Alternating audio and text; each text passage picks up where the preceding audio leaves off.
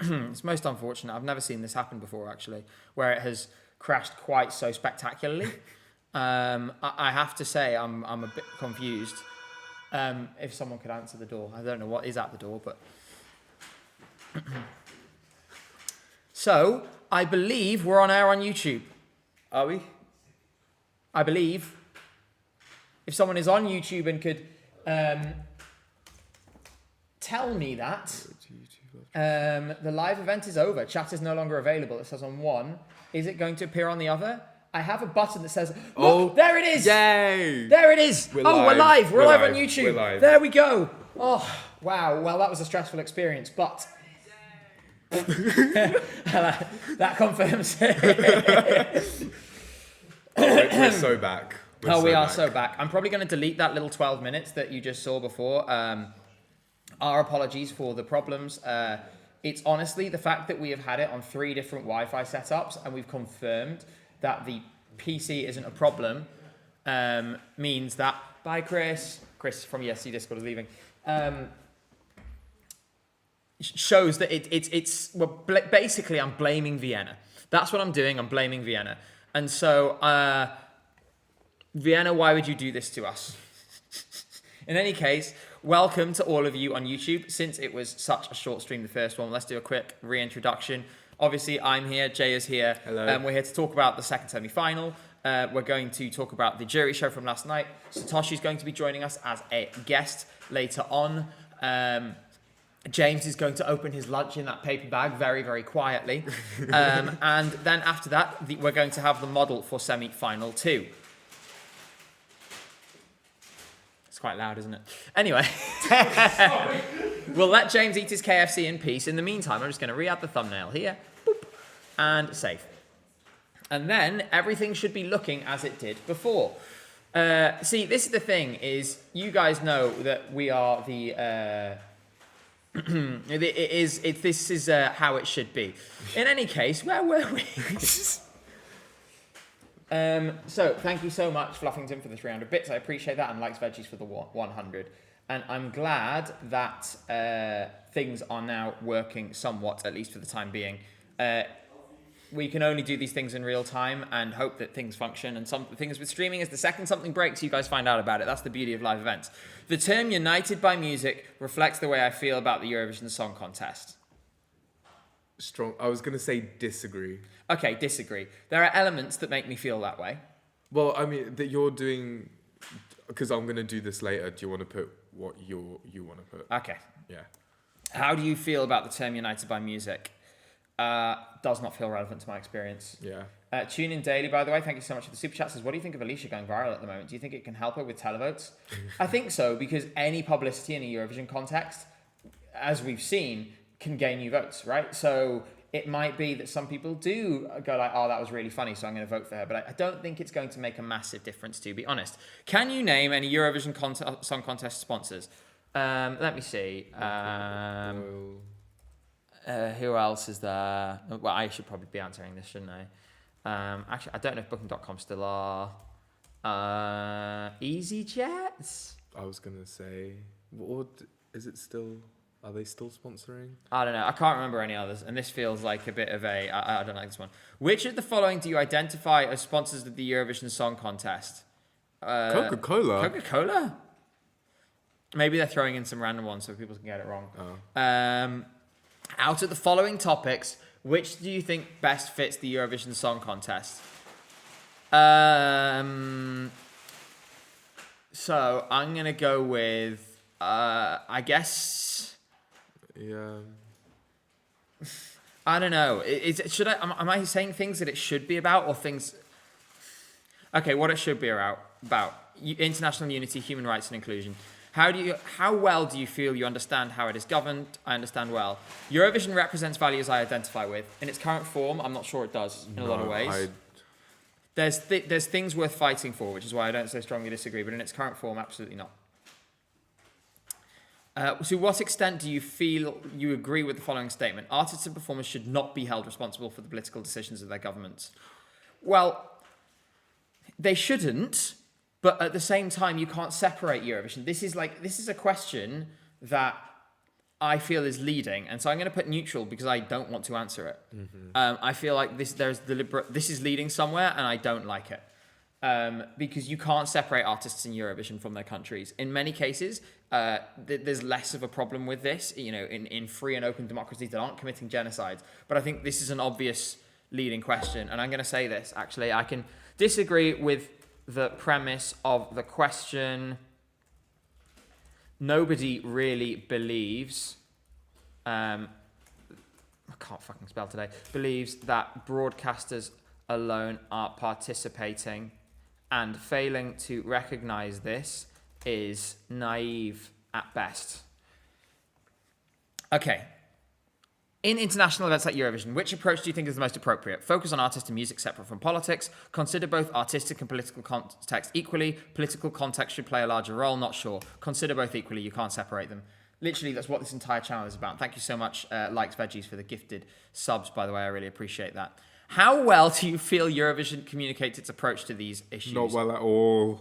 Not well at all. And I don't say that to be rude. I just think everyone would agree that this is just, it's not been anywhere close to adequate, in my opinion. Yeah.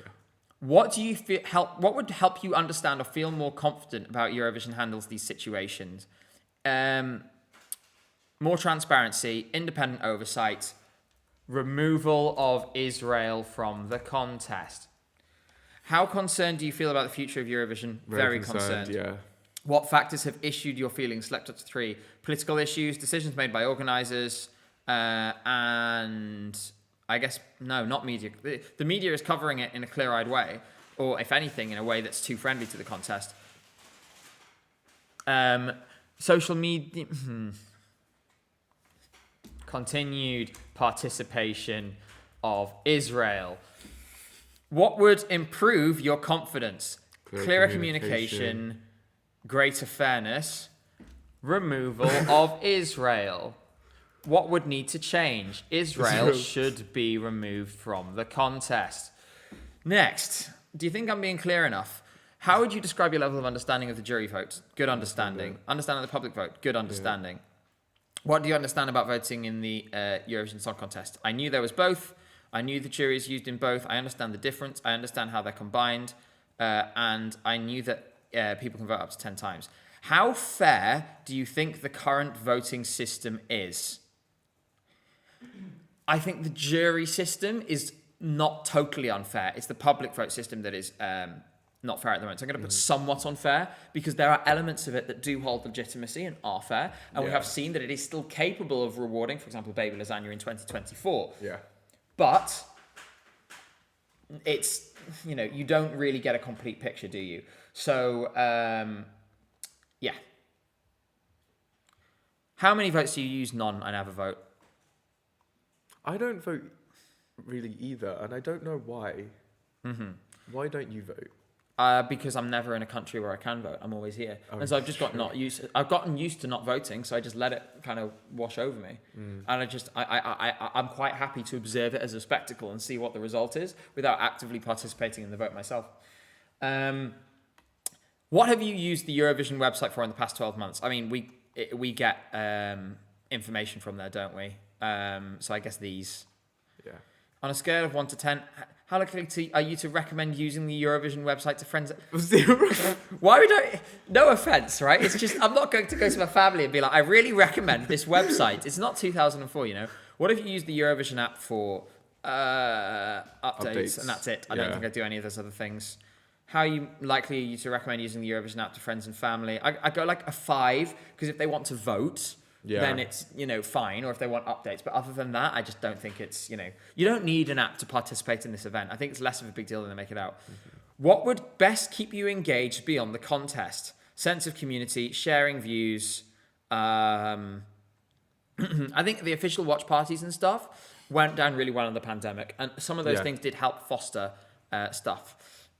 New Eurovision ventures, including Asia. Yeah, I'll say that. Greater access to national selections. How many times in the past 10 years have you travelled to Eurovision? 2017, 2018, 23, 24, 25, 6. Oh, I've been 4. Yeah, didn't go to Tel Aviv in 2019, and didn't go to 22, 7, and didn't go in 21 for obvious reasons. If Eurovision were able to offer additional paid benefits, which would you be likely to be interested in? The only thing I would say would be the access to tickets, because OGE currently does that, and I actually think it would be more fair to have a centralized system. Other than that, I really don't think that it's worth it. I am going to say the same price as my OGE membership, which is €10 a year. At the same time, I don't think I'd feel comfortable paying for anything at the moment. Do you live in a country that is participating? Yes. How satisfied are you with the Eurovision coverage? You know what, the BBC does fine. Could be better, could be worse. Our songs suck. What would you like to see more of? More coverage in the lead up, other countries' artists and national finals, and great coverage through the year. I mean, they're not going to do it, but that would be nice. Where are you currently in Vienna? Where do you live elsewhere in Europe? Which of the following did you attend or experience? Fan cafes, village. I guess we currently did tourisms and restaurants. Press centre. Have you not been to Eurofan? I mean, I guess you haven't had time. Is that it? Oh, well, there we go. Well, you should all do that survey. It has many opportunities for you to make your voice heard on this stuff. And quite frankly, I think they do need to get hundreds of replies that say, remove Israel. Because if all of the fans are going on and saying, remove Israel, hopefully that will then give some kind of signal, right? We might as well use the levers that are available to us. So, that was the Eurofan survey. Wasn't that fun? Yay. Blue Angel, thank you very much for the super chat, says, this section was crap because I said I'd not been to any contests and it still wanted to know how much I'd spent to go, etc. There we go. So, the survey, the link is in chat on both YouTube and Twitch. You can take it. And yeah, please do make your voice heard. Like I said, it's 5 minutes a time. It's one of those things that's completely free, whether you're boycotting or not this year. It's a way of engaging, I think, in a constructive way without having to spend an enormous amount of time or emotional energy and without financially supporting the event. So I think it's a good thing to do in a way that will probably feel ethical, pretty much what your position is. If we get to the other end of it, I feel like it'll be quite obvious if the results have been botted or similar. I hope they have some safeguards in place. So, now we've gone through that, we do have a bit of time to look at last night's semi-final. And we'll start from the start with Bulgaria. Dara has sold this song so well. Yes. In my opinion, this is like the kingpin girl bop of the year. Totally safe qualifier. Sounded great in the feed. The audience loved it. So many things to enjoy about this performance. Jay, how did you feel about it? I loved this, both in the arena and watching it, watching the jury show. It's great. Like, this isn't a disaster bop. It is just a great bop. Mm-hmm. And I think a lot of people were kind of scared that it would turn into a disaster bop, but she sells this song so well. The choreography is incredible. The staging concept too. It's like, I used the dichotomy between the waiting room and their energy is like, I love that. Dichotomy is a great word, by the way. Thank you. Very good word. Thank you. Mm-hmm. See, we're getting impressed thumbs up from the watching audience. Dr. Jacoby says, thank you for your service. Thank you for your super chat. We appreciate it very much. I agree. I think you guys are going to be so happy when you see, you've seen a little bit in the rest of the world recap.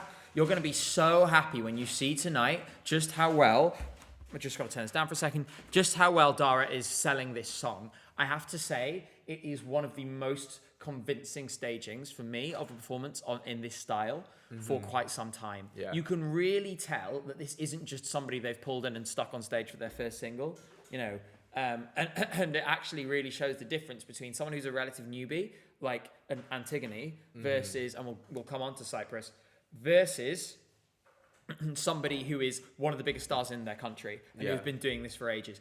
She looks and sounds totally professional. It's really, really, really impressive, and I'm really delighted for her.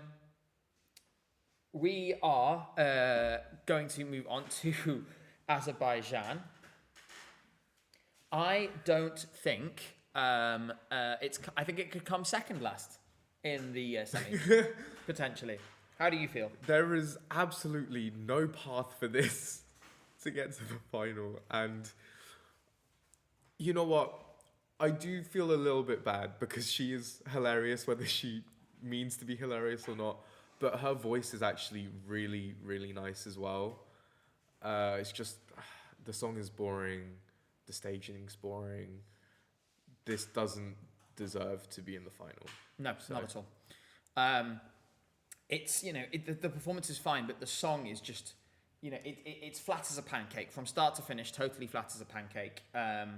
And yeah, that's just, it's not good enough to get through, and it won't be going. What is good enough to get through, and one where you don't need to be worrying about, is Romania. Oh, yes. I will say that I think last night she did a good job. It wasn't her absolute best performance. Mm-hmm. At the same time, for a song like this, which I think will be televote leaning, and which is definitely going to the final, this was the performance to maybe dial in and get used to performing under the competitive environment. Yeah. This is the first time at Eurovision that you're in that setting, right?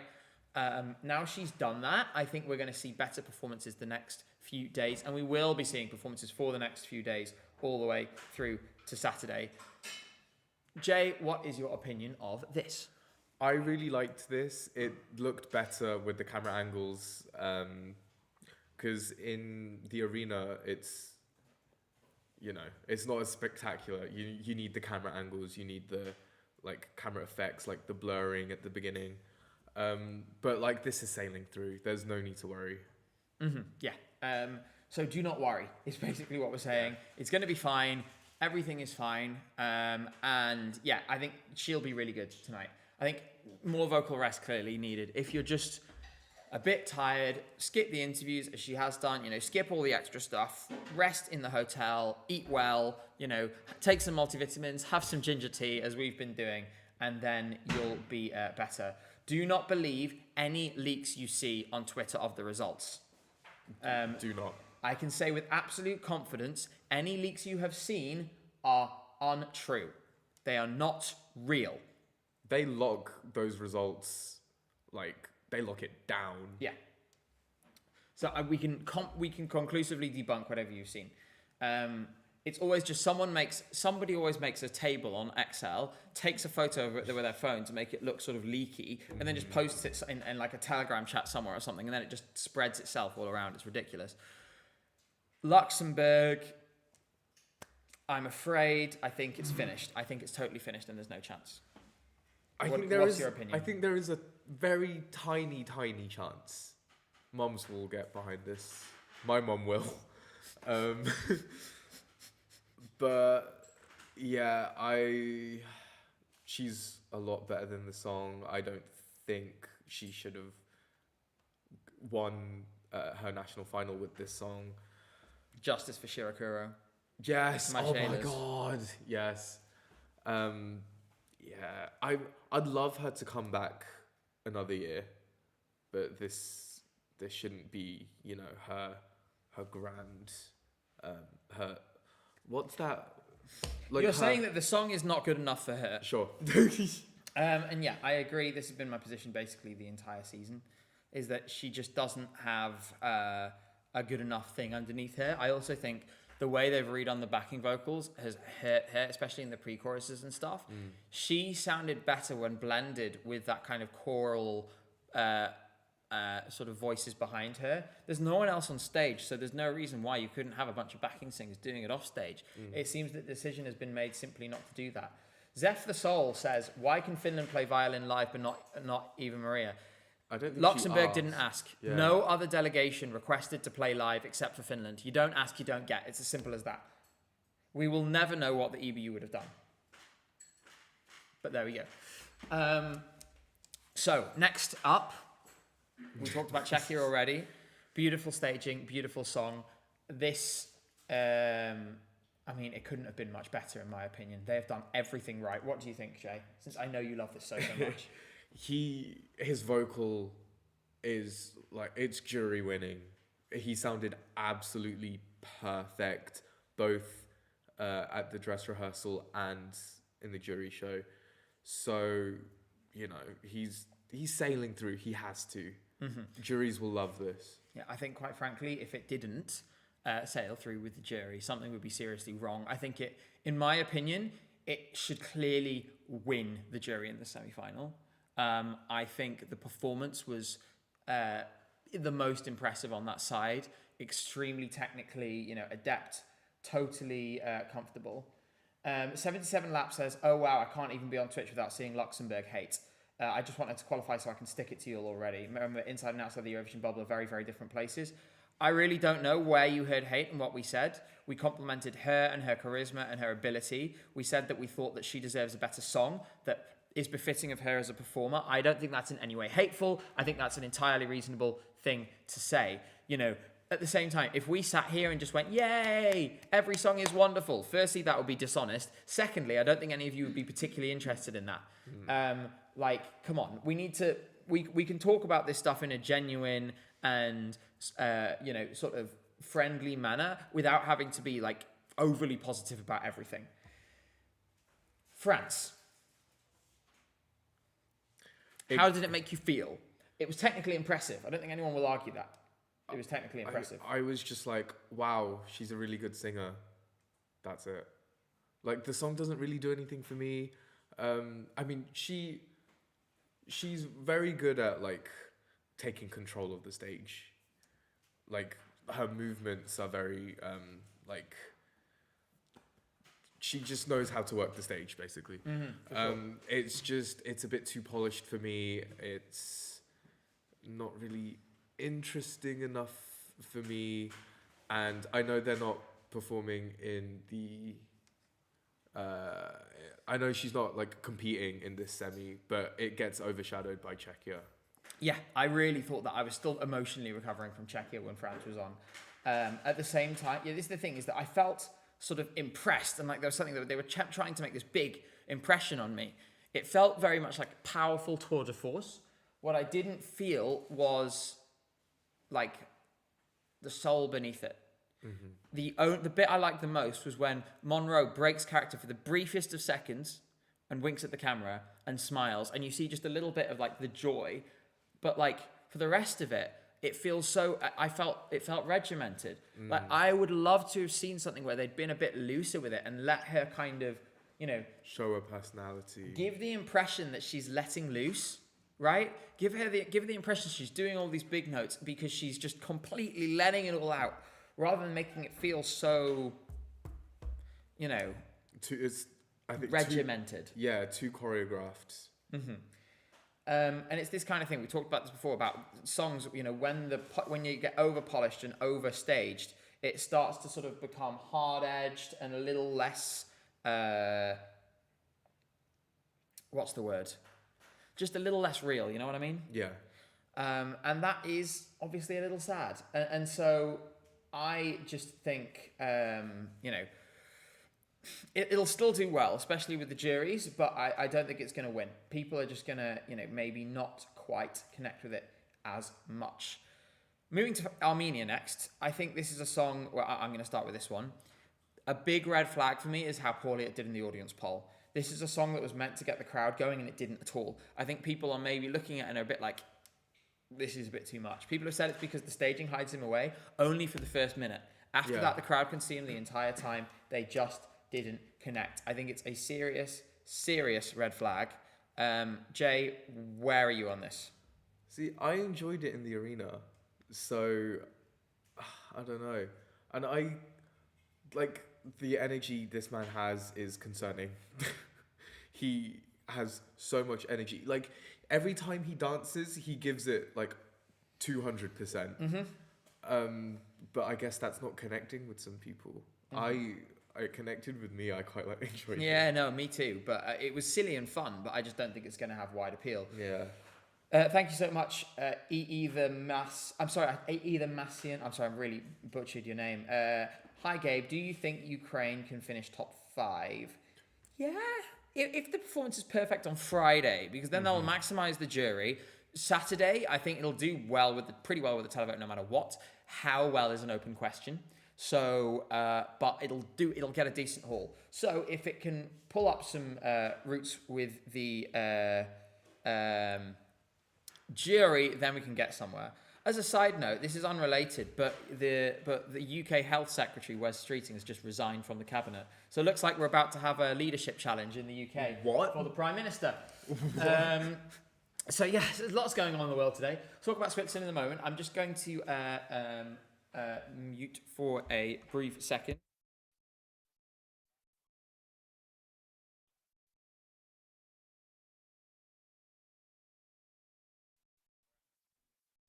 So, Switzerland, Jay. Yes.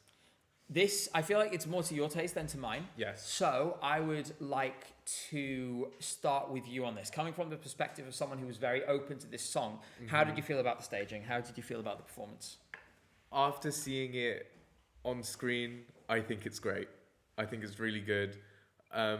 Especially the ending. Do you remember the ending where she's like on her knees and then one of the red strings spell Alice? As if she's defeated. Yeah, like that's such a cool shot. I really like the way they filmed the first chorus as well. You know, it's just her on stage, with the microphone, with the string, with like the chaos in the background. Really enjoyed that. The prop, I'm very glad the prop isn't there the whole time. She sounded great as well. So I am really hoping there's a spot for her in the final because I would be devastated to lose this. I think it's in with a shot, you know. I think as well, and I mean, we'll come on to it in the next song, but I think opportunities have opened up for this to qualify. People are asking if Satoshi is coming today. Yes, we think in about 10 to 15 minutes. And it's going to be the usual thing where poor Cynthia is going to have to sort of go and stand and wait on the street and collect them. We are expecting him, though, sort of very soon. We're keeping a close eye out. What we will do is, though, we'll continue with this and then we'll pause when he arrives and we'll talk about his song and stuff, and then we will move on again afterwards. But yes, so it's all moving along. The complication right now is that usually with Cynthia would take her phone downstairs. Cynthia's phone is currently powering the stream, which means it can't leave this room. So I think what she's going to have to do, if it's all right with you, honey, is just go downstairs and wait outside on the street in about 5 minutes and just spot them when they appear, you know? In the meantime, we'll have to keep an eye on the phone and make sure that they are in touch. Actually, that's a good idea, honey. Maybe if I could have it over here, then if he texts... No, but you can unplug it for a little bit and then bring it to me. Just do that just before you go downstairs. Yeah. So, next. Cyprus. Yes. We were very concerned last night. The press opinion on this was essentially unanimous. There was some suggesting that it could still do quite well with a televote, but I have to say the vocal was so bad. And I say that, not as a, not meaning to be rude. The vocal was really poor last night. Yeah. Is there any saving that can be done? Because I'm worried that the ground to make up from the televote is so great that she could fall out of it completely. What do you think? I don't know. It's a bop, but I mean we have Bulgaria as well, so that kind of overshadows Cyprus. Yeah.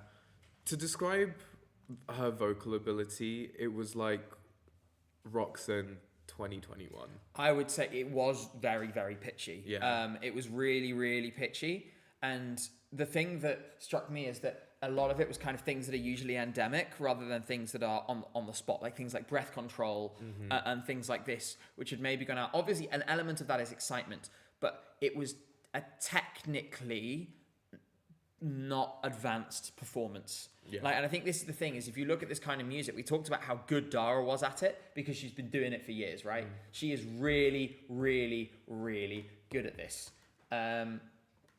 Would you say it was Roxanne bad? Maybe not quite as bad. She didn't seem out of her... Because Roxanne, you looked at her and you're like, oh God, she's so out of her depth. There was still a little bit of that, but it certainly wasn't as much. As you can see, she slipped hard in the odds. For those of you who haven't seen yet, this is what happened to the qualification chances last night after that jury rehearsal. A massive, massive plummet. Small recovery today, but it wouldn't surprise me if we don't hear Cyprus during that qualification announcement tonight. Yeah. Do you think there is a 66% chance that she will qualify in reality? I mean, in a 15 song semi, like, I don't know. I don't know. The vocal's too hard to ignore. If it doesn't improve tonight, it's too hard to ignore. For sure. I think it will be single digits with the jury. It will be that because I just think it was so noticeable, and because they had enough other things to vote for, and this is a very ballad heavy semi with lots of things that will engage a jury. I think it'll really fall off hard with that, and it's going to be a big problem. So yeah, I have to say I'm worried. I'm really worried for her. If she's really good tonight, she can still fix this damage, but she needs to be really good tonight. Is that a guarantee? I don't feel that it is. I don't think so. Every time I've heard this, it's not sounded great, unfortunately. So, yeah, hoping for her to pull through tonight. Mm-hmm. Then we had Austria, one of the pre-qualifiers, sounded really great. Loved this. You guys will love the intro to this. It's so fun. And his energy as well. Obviously, they do the dance. Yeah, this is a great host entry. Probably one of my favorites, to be honest. Mm-hmm.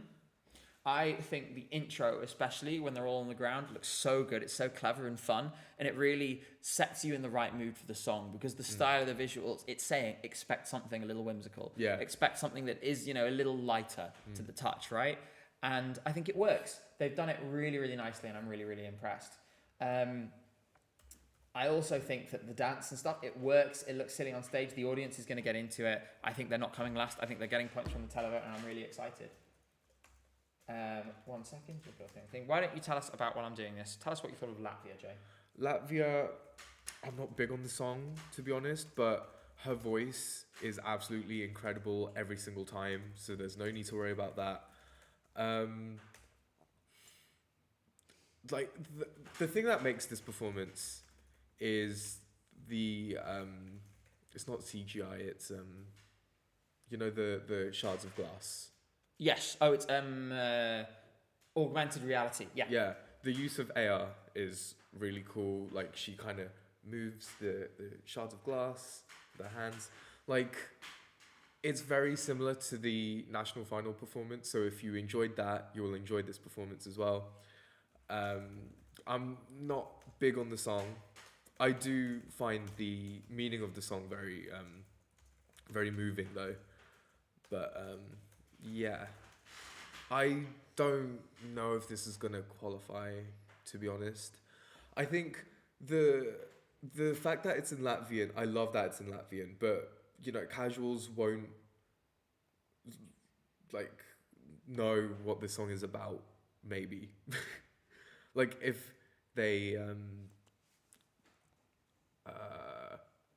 they don't look up the lyrics of the song, or don't really pay attention to the staging, I don't think people will get it, so they won't connect with it and they won't vote for it. Yeah, I mean, this is the thing is, I really hope that it's done well enough with the jury that it can ship a little bit of water. Not having Lithuania and Estonia in the semi is a big problem. Yeah. And I think she would be in the top 10 to qualify if that was the case. Mm-hmm. By the way, we are expecting Satoshi soon, in the next sort of 3 to 5 minutes. Thank you very much to my... There we go.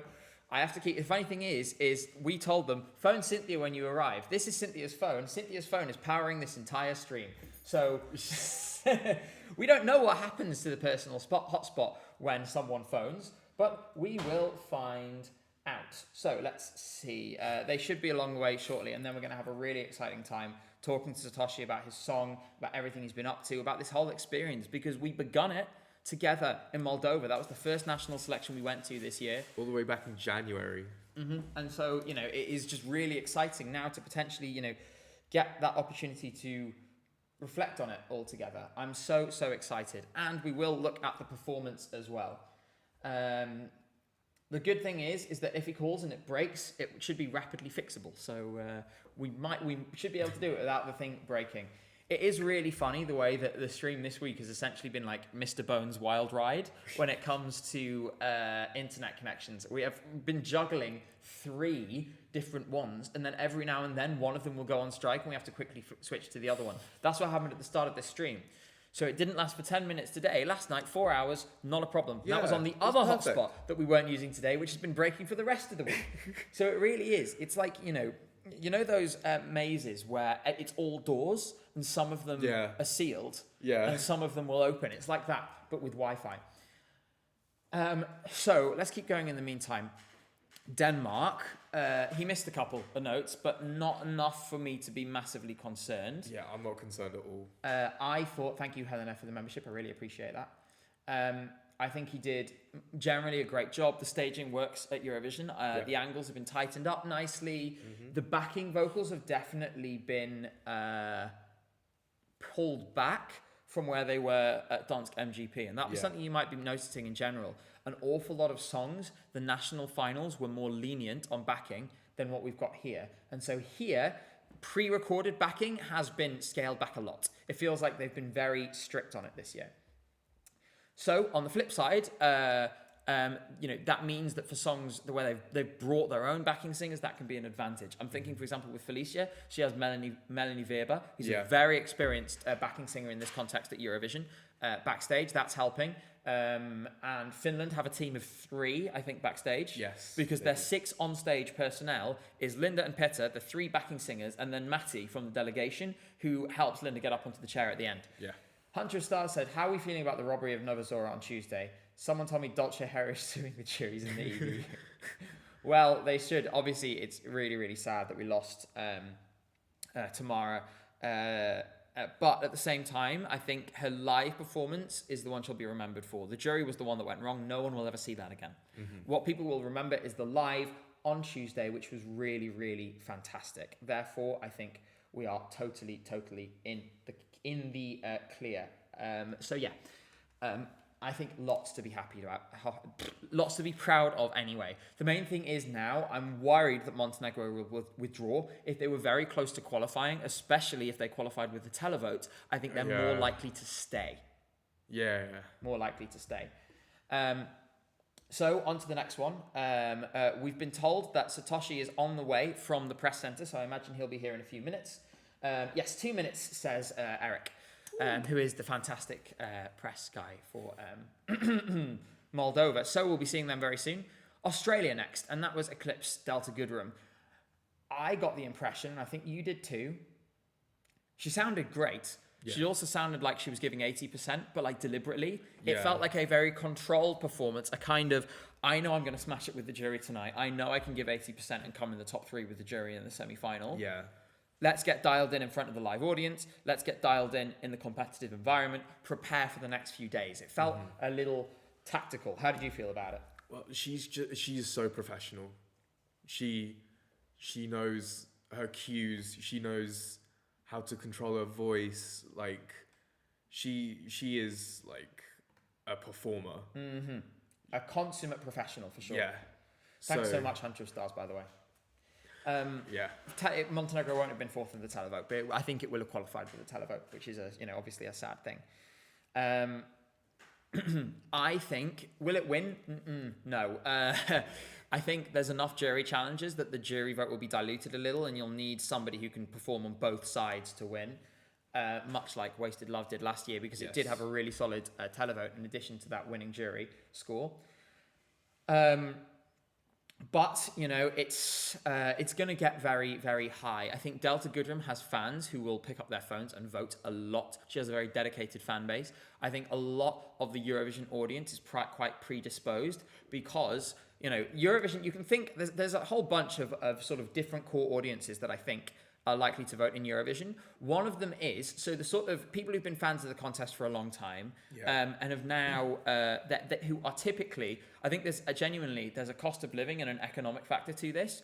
If you are statistically speaking, it's just a fact that if you're in your sort of 30s, 40s now, you're more likely to have the disposable income to vote and so on than if you're in your 20s, where you're more likely to be renting, more likely to be financially unstable, things like that. Mm-hmm. So you're more likely to spend those votes. You're more likely to do that without sort of thinking twice about it. Lots of people who are in their 30s and 40s now will have grown up with Delta Goodrem because she was obviously really big, has been really big in sort of 10, 15 years ago. in turn, I think that will have an effect. People will pick up their phone because in terms of her vocal, people are going to see it and go, she's just as good as she always has been. Sometimes we get these people where they've had a lot of success in the past. Like, you know, I think we can, again, without meaning to make it, I'm not saying this just to sort of wail on the guy. Boy George is an example of this. Someone who's had a lot of success in the past, comes on Eurovision, people see him and think, well, he's past it. He's clearly past it. Yeah. Delta Goodrum sounds as good as she always has. Yeah. And so I think people will, you know, have that sort of shiny thing. People saying, I'm almost 30, no idea who she is. Talking more late 30s here. Because she had a lot of hits in the 2000s. So if you were in uni in the 2000s, you'd be in your late 30s now. You'd be in your 40s. And so that's the key audience for her. And I think she's doing what she needs. Like my dad has a... Pause. Oh, sorry, go on. You've got another minute. My dad has a Delta Goodrum CD. Oh, really? Shout out, Dad. Shout out to my family. I miss you guys. Especially, my brother. Shout out Crimson if he's watching. Shout out Stick. Stick indeed. All right. Jay, I'm going to ask you to depart. We're going to finish this afterwards. Yes. But for now, I believe we are getting ready for our fantastic guest to join us. So for now, leave. Bye, guys. You'll see him in a bit. Follow me on Instagram @JayIsOK. All right. Take care, Jay. So we're just preparing now. In the meantime, I'm going to do some setting up on this side. For us, it's really, really exciting to do this because we have been part of this story since the beginning. It was fantastic that we got to go out to Moldova and see this national selection in person all those months ago. I can't believe it was so long ago, actually. And now I am so excited in what feels like a homecoming of a conquering hero. Ladies and gentlemen, please welcome to the stream Satoshi from Moldova. Saluti a tutti, Moldova is on duty. It feels like some headquarters that you've installed here. What's happening? Yes, right here? well, we've converted the living room of our Airbnb into this little studio. We bought these dividers from IKEA at the start of the week because there was too much echo. And well, now we are all here. As you can see, people are extremely excited. We're going to be answering lots of their questions. We're going to be taking a look at your performance. That's so cool. Thank you so much. And so Thank you. This is first time when I'm actually on a stream. Really? Yeah, it is. Well, right now, let me tell you, no pressure. There are currently 2,000 people watching tiny us bit. online. So just a few. What a week you've had. I want to go back actually to Monday first. Yeah. About 1 o'clock in the morning. And I remember I got very excited. The audience poll came out and I sent it straight to you. How does it feel knowing that audience, you were not only their favourite, you were their favourite by a long way? That was more than unexpected to me. Well, I kind of expected maybe to have, some because everyone always keep buzzing like, oh, you have a party song and, this actually brings, a lot of support. People enjoy those kind of songs and that made me feel comfortable. But when I saw that outcome, it was like, okay, now shit gets serious right now. So thanks to everyone who supported us that night. It meant a lot, of course, because it proves something, or it gives you that courage that you might need in that specific moment. And I guess there's always going to be that element of you never know how people are going to react until they see it in full, right? And because everything is online, the brain tends to produce a lot of tricks because this is viral or that is viral, this is that and this is that, and everything is just messes around with your mind. And the narrative takes on so fast. I mean, it's like, to take an example from the last week, the sound levels are set slightly wrong on a rehearsal clip, and all of a sudden everyone starts panicking. Yeah, and then it was like that, definitely. Yeah, and it's so silly because ultimately, that's what they're for. Their rehearsals, things improve, and we created this beautiful performance. And usually we take some questions first, but I'm so excited about this that quite frankly, I think I'm going to put it on right now. What we can do is, I've got this very clever thing. If I do this, it appears in the corner.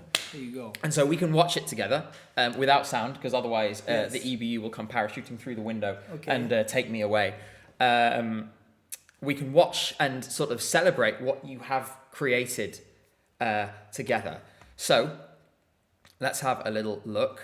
So this has been, months in the works. You've had since, it was January, wasn't it, that we were all in the Chisinau Arena. Arena. And, oops, one sec, just going to press mute there. There we go. And so then it finally happens. How are you feeling at this point, knowing that it's the first competitive time? You knew that now it's for real, right? Bro, let me tell you something. I love being on stage. I'm not afraid of stage. Stage is my place of power. It's the bad things happen when I'm thinking too much about this. Yeah, when I'm not doing it properly, when I'm overthinking it before, prior going to sleep, or having too much time spending with my own thoughts. Because while I'm going on stage, that thing stops and I'm just going wild. So that's why I was actually waiting for that, and I brought my boys. Besides those lovely girls, I brought the guys that are my friends, and we're constantly playing together. Like this is my forever band. So they are also very empowering to me. So yeah, I guess and it felt, this is the thing, is the chemistry, like the amount of kind of power it felt like you were all drawing from each other was just so amazing. The chemistry you all have, and it is. I've said this before, it's a bit like you guys are the Avengers. Like, especially, I look at stuff like this where we've got you and Lana to your right and Aliona to your left. right.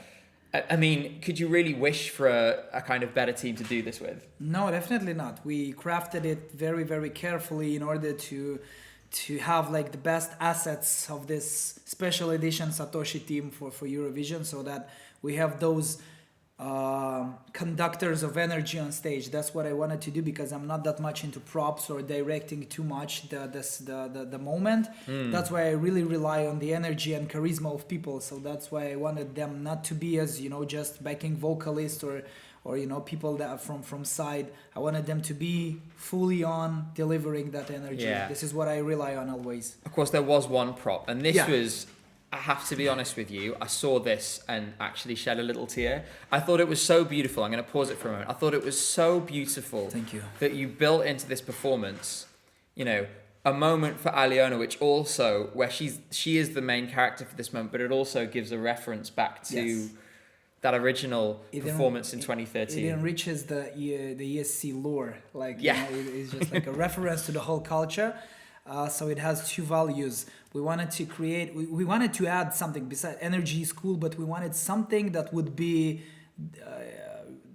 reminded, that people will remember as the special moment that no one expected. And so we thought on many, many other options. We had like crazy ideas with different little props or big props.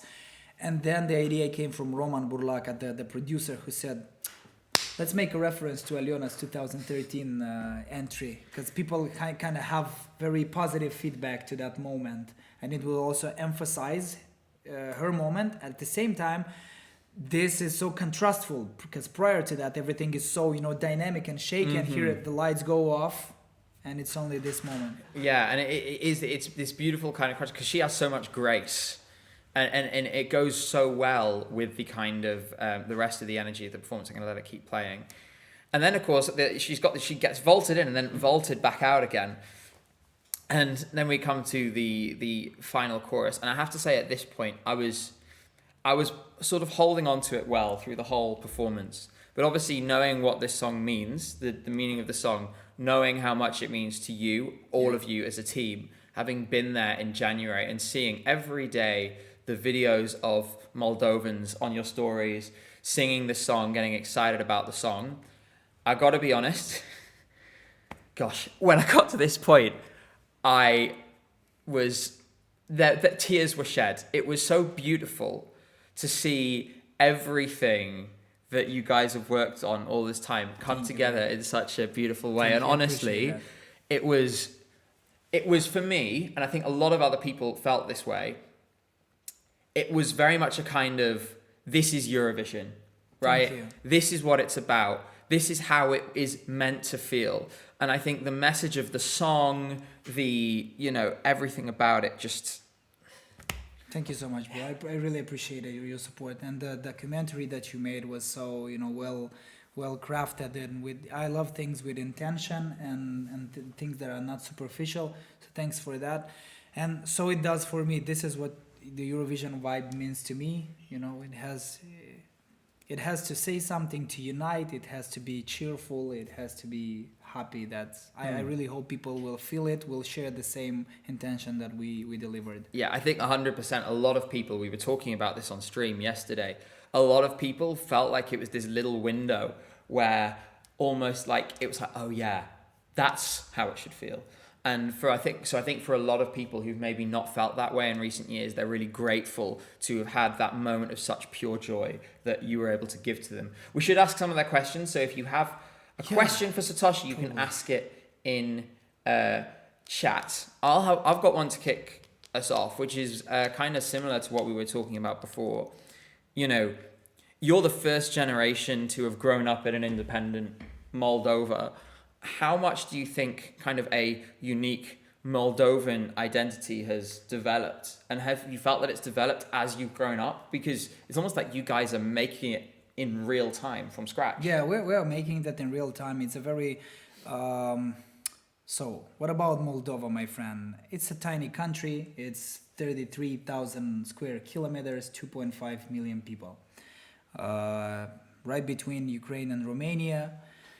A country that or whose people were, thrown across the maps throughout the history, and that gave us certain outcomes.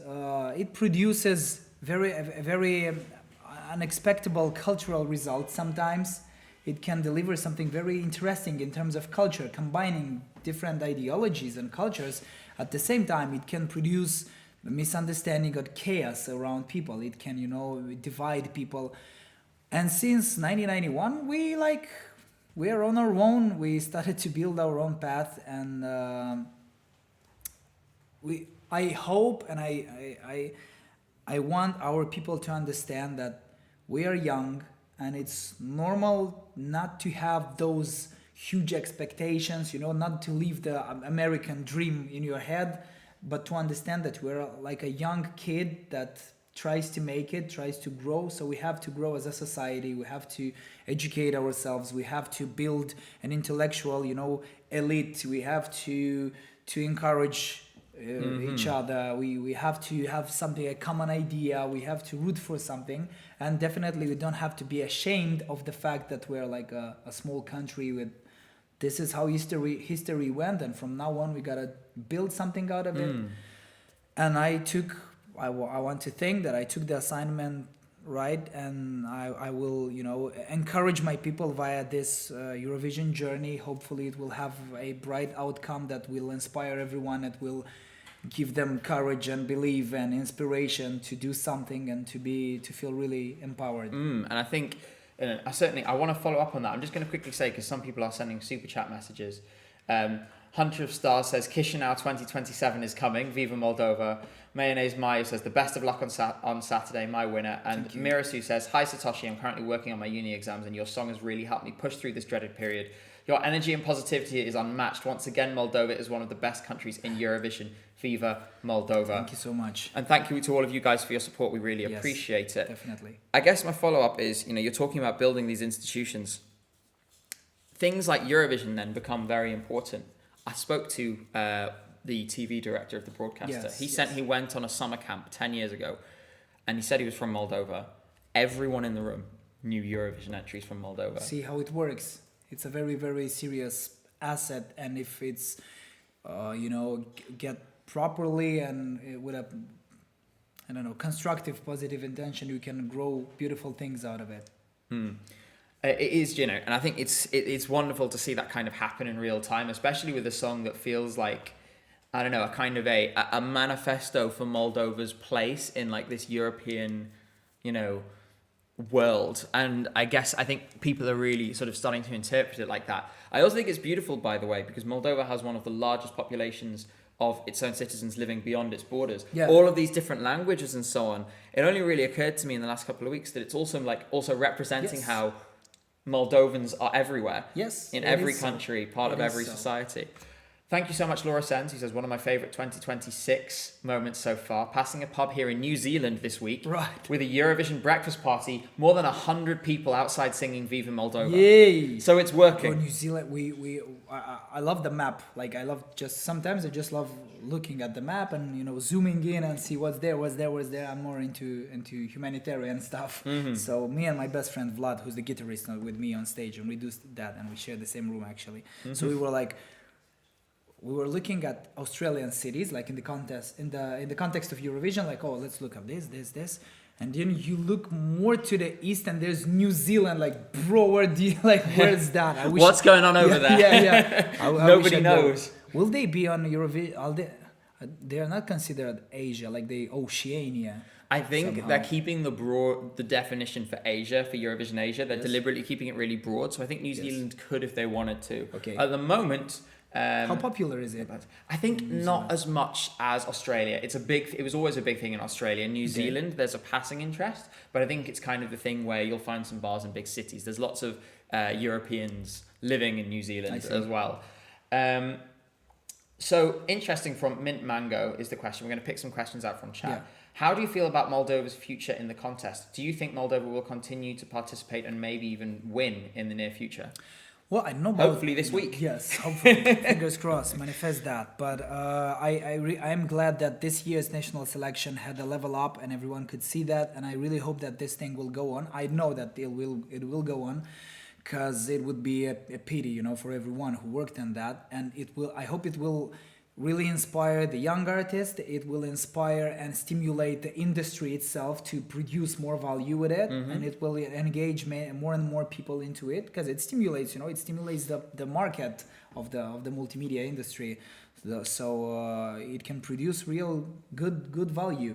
So I want to see people more and more engaged into this, taking it seriously and delivering strong things. I think it is. I mean, you could straight away tell. The whole vibe of it. You could tell almost, and maybe you got this feeling too, that it was like all the artists who were there were like, "Wow, this is so much better." It was like such an upgrade in 1 year. And did you feel that like sort of special atmosphere at the time? Oh. Like, wow, something special is going on here. Of course I did, yeah. And at the moment when we got to the green room in the day of the national final, we were sitting on the couches and we were looking at the stage, the production, the cameras, and say, "Oh my bro, like this feels like proper Eurovision happening right now." That was the feeling that I got. Okay, it looks serious. I want to share it actually. I want to say this is our national selection. And this thing is, this is why we were like, we got there and we were like, wow, like, and I really want to stress this to everyone, is that you really have, it felt when we were arriving, and we got the train from Bucharest. It was so symbolic. We arrived there, we speak to the broadcaster. I remember speaking to all of you guys beforehand, and I think either these guys are visionary geniuses and something really amazing is going to happen, or everyone is crazy and overambitious. And you pulled it off, and everyone pulled, and it was so beautiful to see some of the things that were like, we're going to make it happen. One of the cameras, I don't know if you saw this at the national selection, it was like the camera that moved along the stage. Yeah. The Moldovan broadcaster does not have a camera rail to do that. So they put a cameraman on a trolley and had someone else push him up and down. And it's like, it had this spirit and this romance about it. Hopefully they will get that. Yes, I think next year, hopefully after this year goes really well, the budget will go up more. Here's another question. I've got two here that I'm going to go. We're going to go to Charlie first and then to Jammed System. Yeah. Charlie says, has Aliona Moon given you anything, like taught you anything in your preparation for the contest, given her experience here before? Yeah, of course. She told me everything that she experienced with her Eurovision entries, and then we had some vocal trainings, like a couple of them, just for me to get in control of my voice more and more. So she just shared everything that she knew in the studio. We just took the instrumental, and she was okay. You sing, I analyze, and I try to help you. Because sometimes I tend to rush from the first second, which is my way to do stuff, but sometimes it helps to breathe out Control stuff. Stay calm. Yeah. This is what she She told me. It is great though. I think it's this lovely kind of thing to have that kind of experience on the team, and I think it makes everyone feel as well like, okay, they've really got the A team out. There it is. Hi Satoshi, says Jam Hello. System. I have one of the top comments under the music video. You've probably seen lots of comments like this. I'm going to modify your comment slightly. There's lots of comments saying like, this song makes me proud to be from Moldova and I'm Danish. Yeah. Or this makes me feel proud to be Moldovan and I'm from, Canada or whatever. It must be satisfying to see people sort of understand it to the point that they almost start feeling Moldovan pride. That was amazing, and the newspaper and in different media in Moldova took that message and spread it across the country, which really hyped the trust of the song towards our audience, because they were like, okay, like the people from abroad are getting it, because and in the beginning people inside the country were a bit more confused because of too many languages and because they were used with the lyrics only in Romanian, with the very, long verses, with deep analyses from me. And here I tried an experiment where I tried to combine stuff and make pills with, little meanings. bits of different things. Yes, different puzzles combined that would combined deliver a big puzzle. Yes. And I'm going to read out this one because it's a thank you message that leads on to a question that definitely needs to be asked. Thank you, Satoshi. I love that you performed at Vidbeer. It really showed how important the meaning of your song is. It has been on repeat in our house for months. Love from Australia, Viva Moldova. Thank you so much. So this is, of course, Vidbeer. For those of you who don't know, watching is the Ukrainian national selection. Yes. I believe you speak some Ukrainian as well, right? Розмовляю трохи українську мову. Well, there we go. And that was nice. I really like that. It's so smooth. I love Ukrainian. Anyway, how did that performance happen? And how important was it for you to go to Ukraine despite everything and perform there? It felt like very relevant to the message of your song too. Right. So Ukraine and Romania are our only two neighbors that we have, whom we have a very close relationship. And I really wanted to attend the Romanian national selection as well, but because we were in the US on the March 8th when was the national final for them, we didn't make it there. Mm-hmm. But congrats for everything. We were able to go to Ukraine. That was my initiative. I told we gotta go there because they support us and we support them, and we really created a very good connection. Generally between people and inside the musical industry as well. We do invite their artists come to us, and we had Jamala in the national final as a jury member, and it meant a lot. It was a very strong statement of support.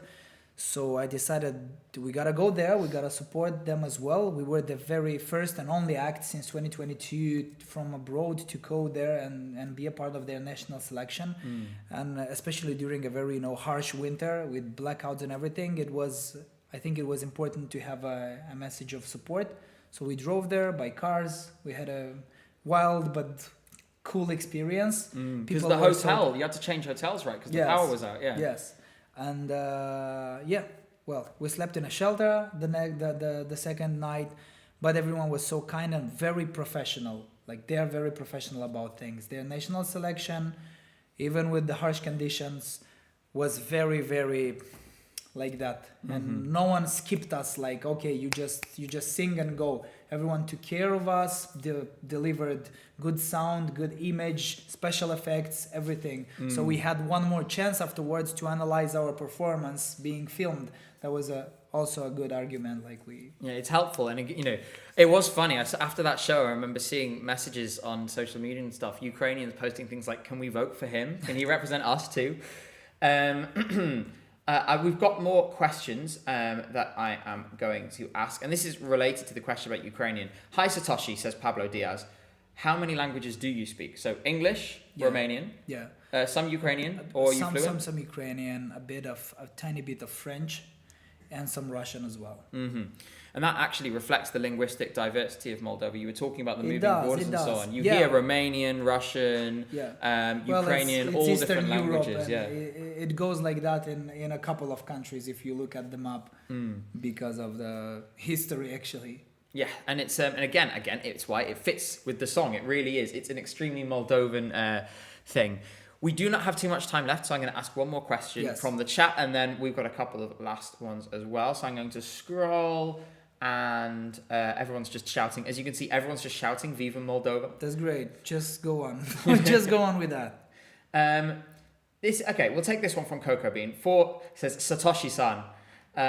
Which past Moldovan acts have been the biggest influence on your life? Which have made the biggest impression on you? By far, Zdop și Zdup, because I'm a fan of this band. Like, besides Eurovision, I'm just listening to their discography. They have an amazing discography. They combined folk with Moldovan folk with Balkanic vibes, with rock in a very genuine and successful way. So I was listening to them since a teenager and to this day. And I'm glad that we shared the same stage at their 30 years anniversary in Chisinau Arena this December.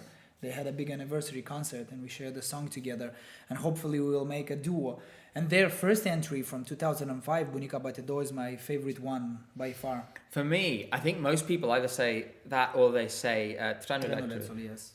my favorite was So Lucky. Okay, why? How come? Well, at that time, I was a kid and I remember hearing that song and I was obsessed with it. Okay. And it was that kind of, it was like, it had the right blend of kind of, it was really fun, it was a party song, but also it had that sort of fun, silly energy, you know, the tall hats and the unicycle. That was like a dream, like a dream with high temperature. You know? At the same time, Trenulețul, sort of obviously, it's interesting. A lot of people this week have been saying they're feeling like they remember when Trenulețul was on that year and the way the arena came alive. And so there's this beautiful parallel there. I'm glad to hear that. Sadly, we are running short on time, so I do have one last question, which is one everyone they all know what the question is, which is, in a few days' time, this experience will all be over. Yeah. It's gonna, we'll get to Sunday morning, and all of a sudden it stops as quickly as it started. What do you want to be feeling on Sunday morning? What do you need to reach that point and say, I'm so glad we did this. I feel like I made the most of this experience. I want to feel like I'm living the moment, and I want to feel like people that are following and watching Eurovision really felt the spirit of this whole thing, and that they say, okay, this was a proper Eurovision that gave them the needed emotion, that inspired them. And I want to see and feel people from my country and Moldovans from all across the world feel very inspired and encouraged, and so they have like a big national, celebration that would make that will raise the optimism and the spirit as well. Yes. Well, with that, we are coming to a close, but I do just want to say that video in Moldova, lots of people in our audience have said to us, how much it moved them, how much the song has moved them, how much it means to them too, knowing the backdrop. It really feels like, while obviously we talk about every song, it really feels like all of them, they have a favorite. And you have sort of become somebody that means a lot to all of these people who they love the story, they love the song and its joy. And I think more than anyone else who has sat this week, I think we can all say we are really, really rooting for you. Thank you so much. And I would really love to visit Chisinau in May 2027. You're so welcome. And quite frankly, if it happens, I'm going to be on the first flight so I can come and join in whatever party follows. In all seriousness, good luck. Not that you need it. I think you're going to smash it. I cannot wait for the whole world to see it again on Saturday. Thank you. And yeah, we are all, as you can see in chat, we are all so proud of you, of this entry and everything. So I'm going to ask the assembled crowd to give another big round of applause for Satoshi. Thank you. Viva Moldova. Can't wait to see it tomorrow. Can't wait to see it on Saturday. Thanks for Probably having going to me. cry again. Thank you so much, bro. Take Appreciate care, man. that. We will all be wishing you the very best. Viva Moldova. There you go. We're on duty. And please remember to vote. Vote for vote for Moldova, please, please. I really need this. It has been really amazing. I'm so glad we got to speak to Satoshi this week. I think we started this Eurovision season, the very first video we did. Thank you so much to his team and Eric from the head of press who has got this all sorted out for us. We love you so much, Eric. Everyone say thank you, Eric, in chat. It's been so amazing to see this right from the very start in January and watch it, all come together in the way it has done. I'm not ashamed to say that this is among the most emotionally involved I've ever been in any Eurovision entry. There truly is few things that I'm more excited for to hearing that massive, I hope, televote score on Saturday night. I just want to thank everyone for their questions. I'm going to go through the super chats quickly now and thank you all for them. 200 bits from Mata. This cheer represents me cheering for Satoshi this entire week. Viva Moldova. Linus Chung says, what's your favourite Pokemon? I'm really sorry we didn't get to ask all of your questions. We just, we ran short on time. But maybe we can get an answer from him later. If I can, I'll let you know. It's Orxa says, we love you, Satoshi. You're such a beacon of positivity this Eurovision season. I'm sorry I didn't make him aware of the fanfic request. Baby Puppy says, Viva Moldova is my mum's favourite. I think my mum probably would love it too, actually. I should play it for her. Katarina says, thank you, Satoshi. Oh, we saw that one before. Emre says, what's Satoshi doing here with a star eyes emoji? Yeah, I mean, it was just fantastic to have him. And yeah, so the vibes are still absolutely immaculate. I think he's going to do amazingly over the weekend. And I just can't wait to see it. We do have more things to talk about. And we are going to now move on to the next segment. For that, a friend of mine is going to need to join. A different one to before. Because we are going to talk about the most hated but most talked about prediction in all of Eurovision. The premier piece of rage bait in this fandom, and it's brought to us by the one and only James Stevenson from ESC Insight, who also gets a round of applause. There we go. I know there's less people in the room now, so it's much less enthusiastic. Well, if I was getting more enthusiastic applause than Satoshi, I think I'd be slightly worried. Yeah, I think that one was pretty much... I don't think I've met... The chat was so full of love. It was such a kind of life-affirming thing. I was full of love. I was watching it on the sofa and I was just like, okay, this is just life-affirming. Joyous. Yeah, while you were sitting here, I went out with Satoshi just for a second, and I want to tell you all this as well, because I think you'll all love it. In Vienna, we've been doing the Eurovision audience poll, of course, where we've been gauging who's doing well on the night. Gabe has been bringing you those results on the stream. And I was out there with a clipboard and a pen on Monday, and I was there last night, and some of you said hi to me, and I really, really appreciate that, and I was so glad to see you. When people were coming down, usually it's just people will shout, Finland, or Greece, or Malta, or whoever. When people came and said Moldova, it was not that they were saying Moldova. These people were singing it and skipping down the street and going down the road with such a euphoria and a feeling of life in them. And we were all watching it. I mean, Jay was there, I remember as well. We just knew that what we were feeling was not in any way normal. Mm-hmm. He feels like he's the People's Champion of the Year, surely. It is 100% that kind of feeling. I think there is, especially here, there is a kind of romance attached to this entry because of everything that we've experienced throughout this season and the fact that we were there from the start and we saw it all. And we'll have plenty more time to talk about it, I'm sure. I thought it was so wonderful to see it all unfolding. And to see that performance that made me very emotional. But yeah, gosh. And I almost tore up during that as well, as you could tell. I mean, I remember when we were watching it for the jury show on the Monday, and we were watching it together. And this was the live show on Tuesday, actually. Oh no, it was the live show on Tuesday. You're right. Yeah, and you did have a slight emotional moment. It was more than a slight. I was in bits. You were in bits. I was having to be round him like this, being like, "It's okay. He smashed it. Everything's good." Yeah, it was emotional. I was in therapist mode. In any case, you are of course here for a reason, and I must ask for the transformation that is about to occur. Please say the magic words. John Model.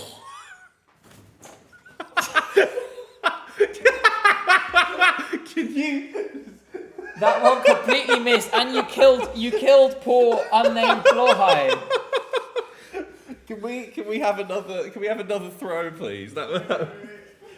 Jay is here and he's brought the hat. Why don't you put that back? It's all right. You've got it now. Put the jacket on, or we're going to throw it again. We'll put the jacket on. We'll put it on. Yeah, we'll put it on. There we go. He goes back on here. Do you want to just give him his hat back, Jay? There we go. It's because Cynthia got overexcited because she loves John Model as much as everyone else does. Well, John Model has become has a life of its own, doesn't it? Yes, That's what I've quite. noticed. Because what we are doing today is this. The model returns. So, why don't you just quickly explain, for those who didn't see it when we did it for the first semi-final, what we are about to get from this?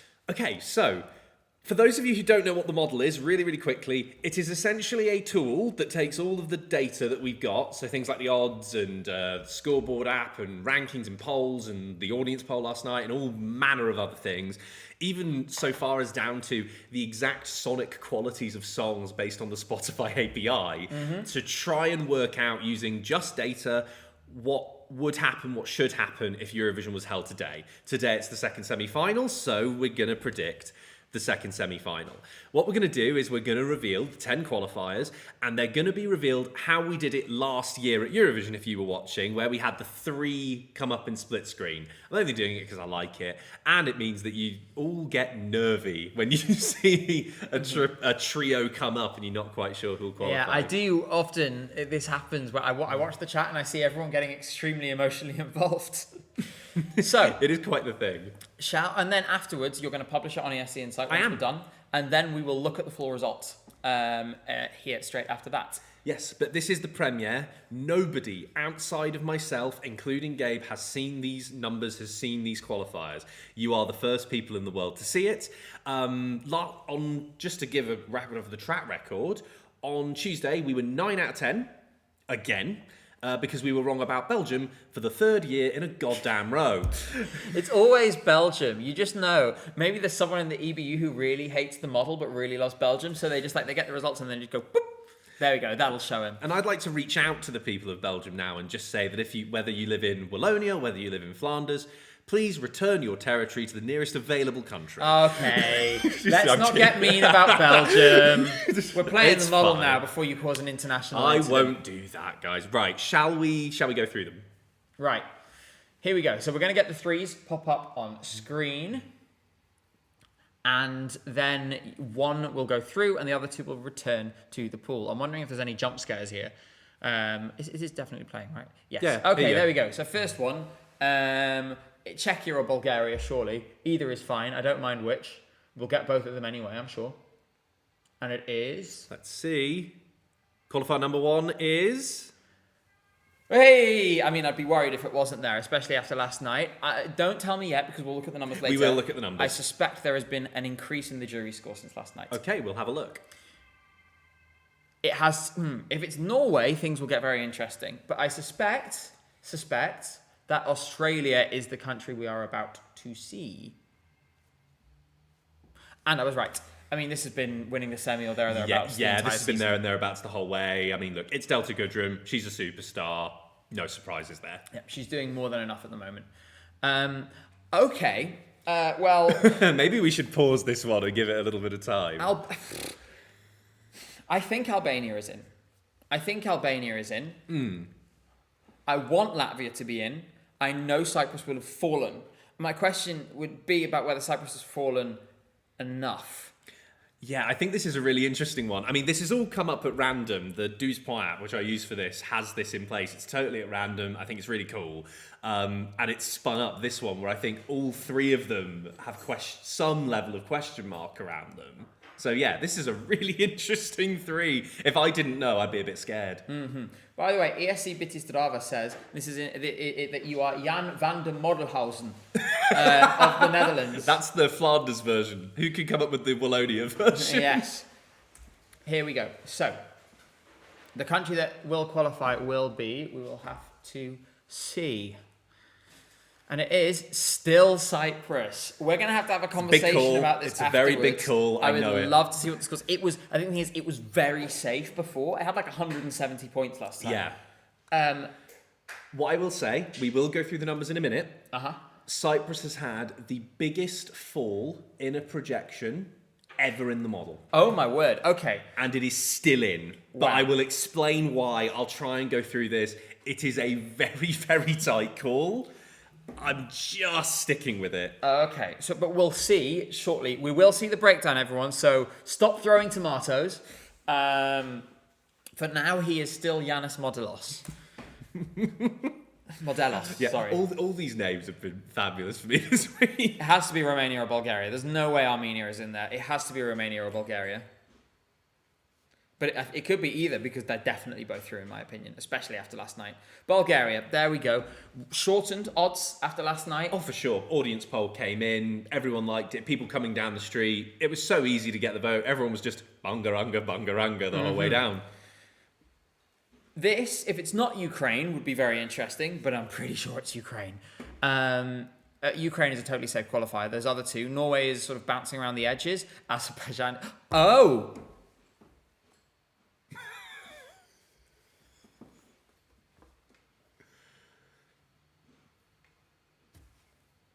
Now, hold the stare. Hold the stare. Look at me. Look me in the eye. Look me in the eye and ask. Why? What do you mean, why? How did that happen? That's new. It was fourth in the audience poll last night. Okay, yeah. It was fourth in the audience poll last night. Like, that was a pretty resounding result for Norway. So that has pulled... Yeah, Okay. I mean, there's a few things, obviously, that have helped it in the poll. Norway's a Western and Nordic country. They usually do quite well in the poll. Obviously, it closes the show. So a lot of people will just leave after the performances because there's just fake voting and stuff. And no one stays for the fake voting unless, of course, Annie, Adam, Sean, you have green room tickets. That was quite fun.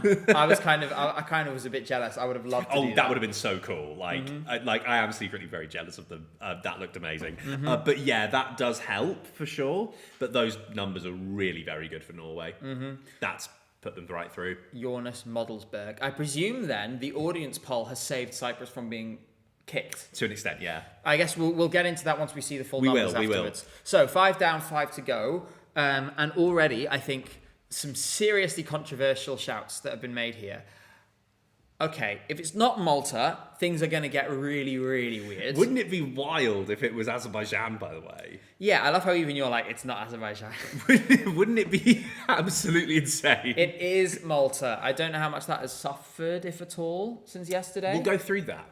Okay, so no answers for me yet. Not on that one, no. Okay. I'm sort of giving some, not giving others. Yeah, I enjoyed it. Didn't pop quite as I expected.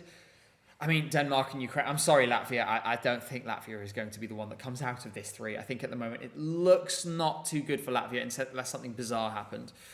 Denmark, of course, is another one that's been round and about the top. For sure. That's one we were waiting for more than anything else. I have to say, Albania, Romania, Ukraine feels like a likely final 3. If it's not, well, we'll see. If this isn't Ukraine, then something very strange is about to happen. I agree. I mean, on Denmark, we watched it in the arena last night. It thumps in there. The drums are so loud. Interestingly, we didn't think he had his best night. Really? Yeah, there was a couple of notes that he it wasn't terrible, but he fluffed ever so slightly where it's like, okay, that could have been a little slicker. I think the arena really forgives vocals sometimes. So that's maybe a sign of that. Yeah. This is the three historic rivals, Azerbaijan, Armenia, and Romania. Romania, of course, from those 3 is the one that goes through. And finally, it will be surely Albania. If it's not Albania, I'm going to be so sad. It made me cry. Yeah, I really, really enjoyed it in the room. I really enjoyed it in the venue last night. It has a lot of power, and that's why There we takes go. the last spot. So, Czechia, Australia, Cyprus, Bulgaria, Norway, Malta, Denmark, Ukraine, Romania, Albania are the 10 that the model projects at present. That said, there's going to be some interesting wrinkles in this. So I'm going to ask you to publish it on ESC Insight. Everyone, go to ESC Insight now. They'll appreciate it. Yes, and then we will look at it all together and see the full results, because I'm super curious to see just how much has changed since last night. I think there's a range of factors that will have caused some big swings. So, of course, it means that we very much need to get ourselves the full picture. Don't just read into the names. We need to look at the numbers too, and we will have that at post haste in just one moment. I'm going to remove this from the screen for a second so I can get it up, and you just tell me when it's ready, James. in just 1 second, getting it posted. Our projection is live and it's available right now. So, our model predicts semi-final 2. So, here's what we've got. Here are the full numbers. So, Azerbaijan remains on 3, but things have gotten very interesting. Immediate headline here. Cyprus drops 77 points. 77. Flies down the order to 9th place, and that's still with 24 and 76. I still think that's a high estimate. Albania has a little shake. I wonder whether that might be because of other factors, because that really surprised me.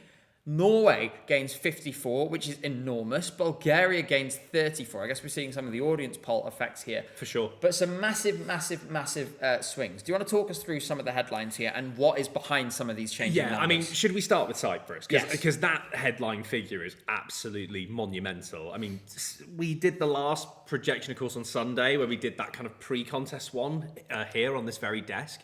It had 177 points in that projection. It's got 100 now. That's a monumental drop. I've not seen anything like that crash in confidence.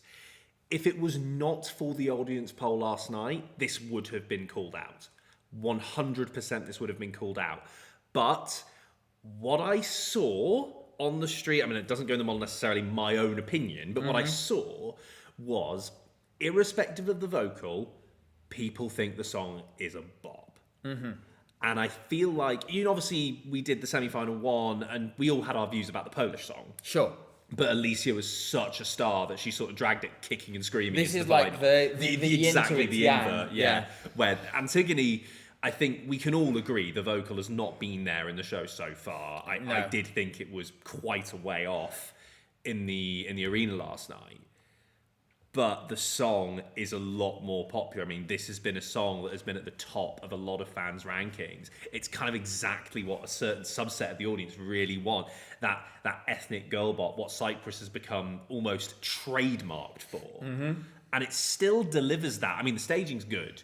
There's the fire that you would expect from the Fuego Nation. Antigone does have a good camera connection, I think. The one thing that's currently missing is potentially the most important thing, but this might be one of the rare examples where stunningly everything else just about carries her over the line. It's one of those things. It started so safe. It was flirting with the top 10 of the odds at one point to win. But it's not together in the way it needs to be, in my opinion. I do think it's going to fail to qualify, which would open the door, in your opinion, to Latvia and Switzerland. What's behind these changes in results? Just quickly, thank you so much, Megan Elkins, who basically says the same as you. Cyprus, great song, love Antigone, so far off being a deserving qualifier. And Neuro says, 42 jury for Albania, Duya and Sierra flashbacks. I think hopefully it does a little better than this. Anyway. I hope so as well. Go ahead. I asked you a question and then immediately was like, I'm doing something else now. What's behind the change for Latvia and Switzerland? I think it comes down to hype and expectation. So you remember in the last week we had the 30-second preview clips and Switzerland was one of the more talked about. We actually called Switzerland in on Sunday off the strength of the preview clip, but we hadn't seen the full staging. And from what I can see, I do not think that the full staging has lived up to the expectation of the clip. I do think Switzerland gave their best game away to try and drum up some attention, which it did. Momentum, yeah. But now we're seeing it in the cold light of day. It might not be quite as good as what people were hoping for. The other thing that really alarmed me about Switzerland was down in the road where everyone was coming out. We are, of course, next door to Switzerland. You would think a ton of Swiss people are here watching the shows. A ton of Swiss people are here. They've got the Swiss flags, they've got the Swiss scarves. I reckon only maybe a quarter of those people voted for their own song. Ouch. They were going with other entries, even though we make it very, very clear you can pick whatever song you want. I mean, we had, in the audience poll, Austria had an absolute heap, obviously. Yeah. But Switzerland, theoretically the country that would have some of the most visitors coming, weren't backing their own song. That is a worry. It's a major worry.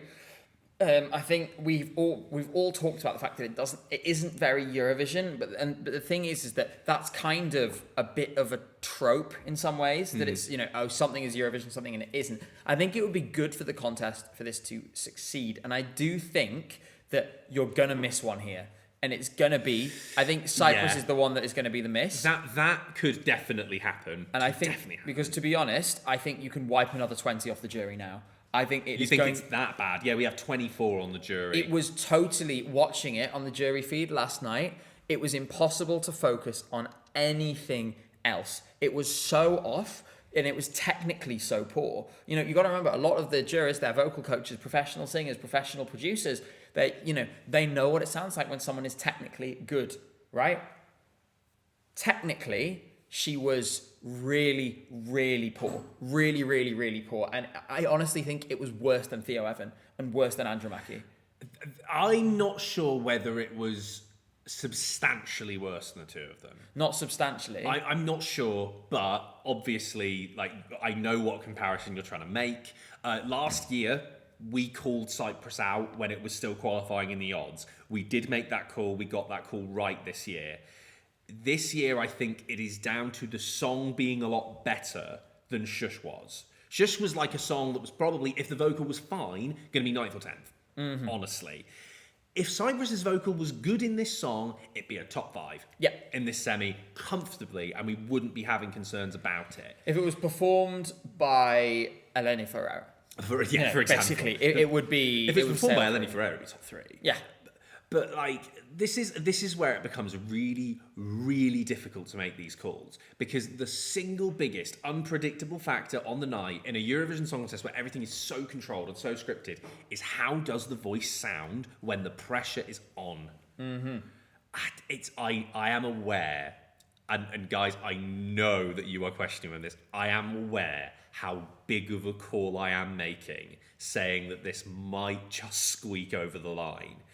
If it doesn't squeak over the line, I think Latvia has a very strong chance. In fact, I would even go as far as to say, not to excite you too much, Advara fans, that's a coin toss for me. Between Cyprus and Latvia. Latvia has, I think, a really good chance. Because what I have been noticing is that the model is calling it almost dead split on jury and televote now. That is exactly where you want to be. And it's kind of like how Belgium was being projected. And that was not something any of us predicted was going to go through. I mean, I had it 11th, and the most criticism I got was I had it too high. Yeah, no, everyone thought, yeah.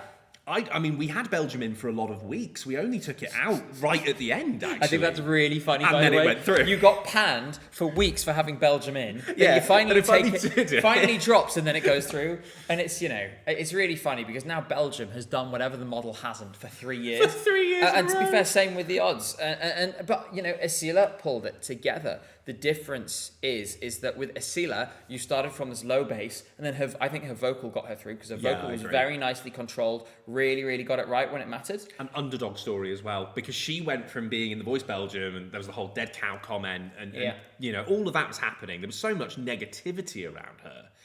I think that underdog story helped. I think people were sympathetic to her in the voting. And then with Cyprus, I kind of feel like it's the other way around, where people expected more. Now you've got this kind of runaway train narrative. Yeah, you've got a swirl coming. It's really, really difficult to turn that around, because if you're fine, if you sort of do it, even if you make it, if everyone is waiting for the bum note, they'll hear the first bum note, bam, written off. I think that's the thing, is people can be quite quick to judge. Oh, for sure. But I do think there are 2 or 3 things that are making me think this might squeak it. The audience poll was really good for it. It was genuinely really good. I honestly think people aren't too worried about the voice as we are, at least as committed fans. I'm not sure where the general audience is mind. Realistically, and I say this with the greatest amount of respect, I don't think Antigone was picked for this because of her ability to sing. I do think, because the thing is that she is a professional performer. She is. But she is actually a dancer first and foremost. The thing is that I reckon she probably wanted to do more on the dance side of things, but I think it's clear from what we've seen technically, she can't combine the vocal and the dancing. Because it was what Cynthia and Jay told us after the rehearsal yesterday. She, as soon as she starts moving, the vocal goes off. Although, to be honest, last night it was even bad before she moved. The other thing is, I do wonder about whether, because she has access to a lot of financial resources through her family and so on, it may be that a lot of this is self-funded, where the Cypriot broadcaster said, okay, we think the song is a nice proposal, she's a professional performer, and then you combine those things with the fact she can bring some resources herself, we will go with this. It makes, it's a trade-off that makes sense. And it was a very early pick as well. I mean, Cyprus went really early with Antigone. Mm-hmm. So this has all been coming. I'm just not sure whether the negative swirl online that we're having is going to quite translate. I do think it is negative. Is it negative enough to take it out when the song is legitimately a banger? Yeah. It's so difficult. I guess we'll see. If I'm wrong, I hold my hands up on it. Mm-hmm. And I remember Australia last year. He had just a few little feelings of nerves in the vocal on the night that he'd never had in a rehearsal, and it was gone. Yeah. I mean, that coming 11th. It was, such a massive shock. And we do typically get one giant holy shit moment per season. Yeah. The thing is that, and this is a dangerous thing to say, I look at certainly the top 7 here, and I don't see that holy shit moment coming from any of them. It's hard to see it. It's really hard to see a holy shit moment. Yeah. The only thing, and I might worry something, Czechia, at a very, very small possibility, does it connect with a televote in the way it will connect with a jury? I think because it has, Cynthia just went, yes.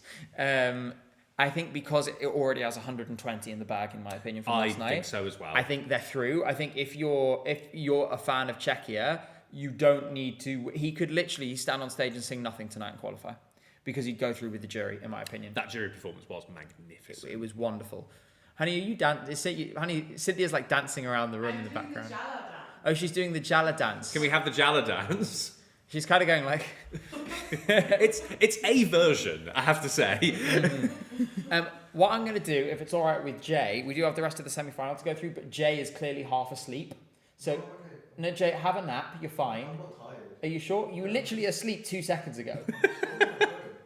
Well, in a few minutes then, we're going to bring you back. We're going to talk through the last thing, and then we're going to swap you back over to go through the rest of the semi-final, take one last look at our predictions.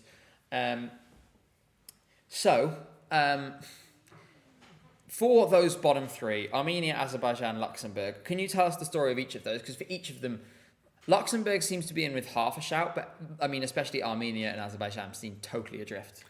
Luxembourg is in with a small shout.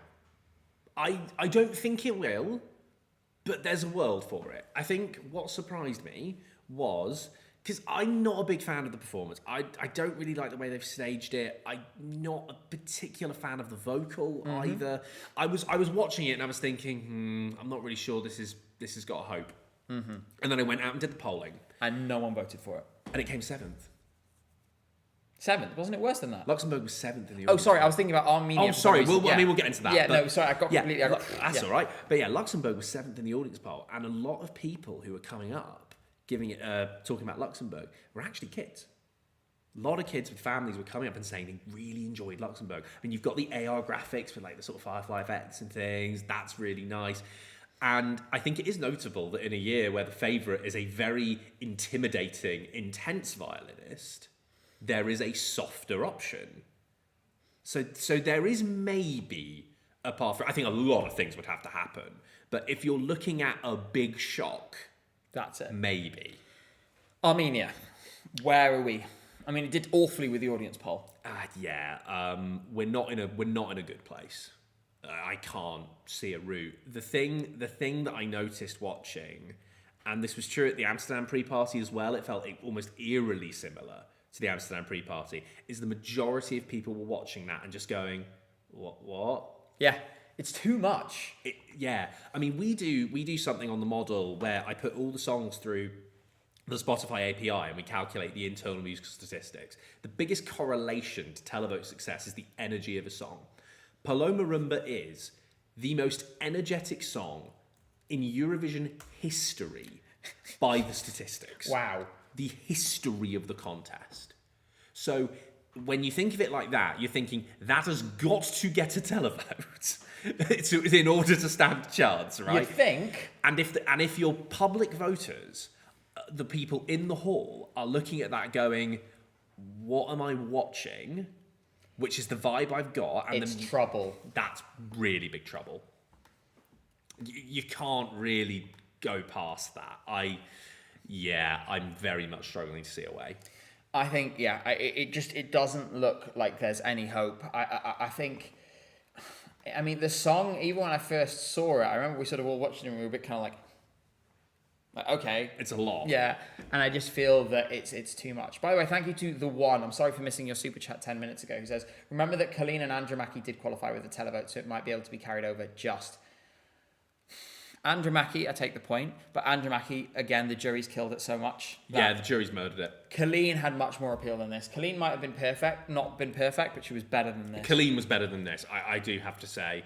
I do think this is very much a gamble on the quality of the song and the fact that people were still coming up, irrespective of hearing the vocal, and saying that Jala was their favourite. Mm-hmm.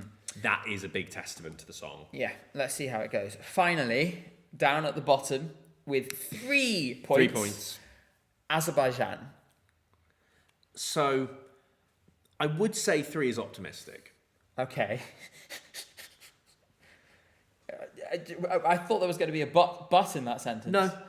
Okay. I mean, look, we send 8 people out to do the audience poll by the arena. 8 people.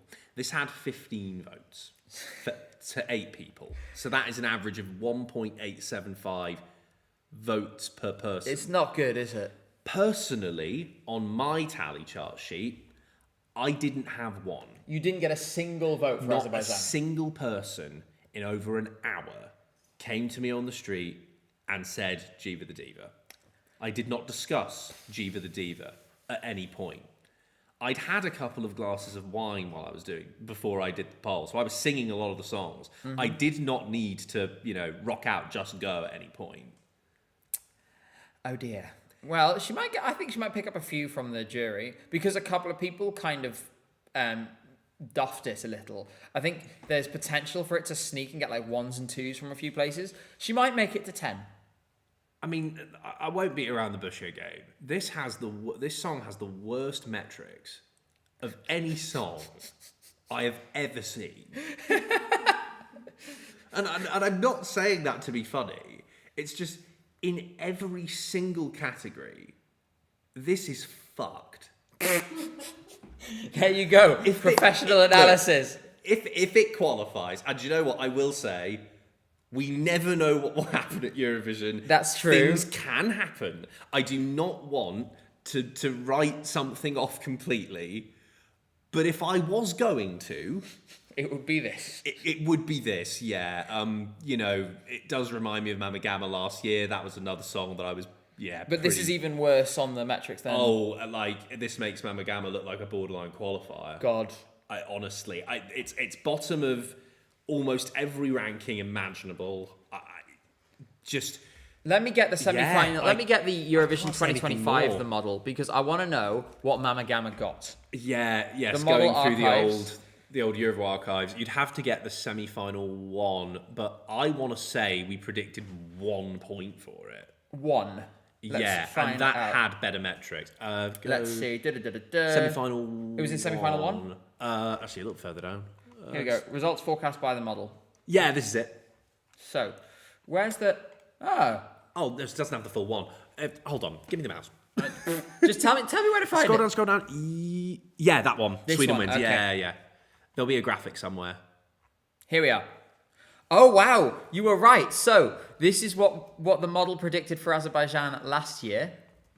How many did it get in the end? Like 3, 4? It wasn't much higher. Yeah, There it you was go. close enough. 1. Yeah, I mean, look, there were some things that were wrong. Portugal, 12, was totally wrong. Yeah. Totally wrong. But everything else, with the exception of, Belgium, Belgium had 2nd. God. That's so just a funny. total Big miss. miss. Everyone missed it. 2 huge misses for what was otherwise a pretty good run of it. Well, there we go. And it did. Azerbaijan got 0 from the public. It's just got a bunch of points from San Marino, which makes it technically a null pointer. So you were essentially correct in your assumptions. Yeah, on Azerbaijan at least. Dear, oh dear. And poor Azerbaijan.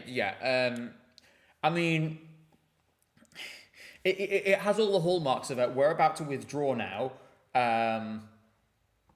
But there we go. This is because it's 3 times more points than Mamba Gamma. That means that they're going to get 21 this year instead of 7. How do you feel about that? 21 points for Azerbaijan.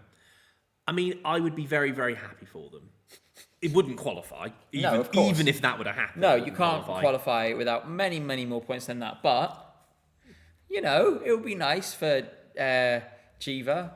Oh, and there we go. And you did actually do a description where you were like... Yeah. I mean, I'm obviously drawing off the descriptions. You can all read this if you want and imagine it's my voice. Mm-hmm.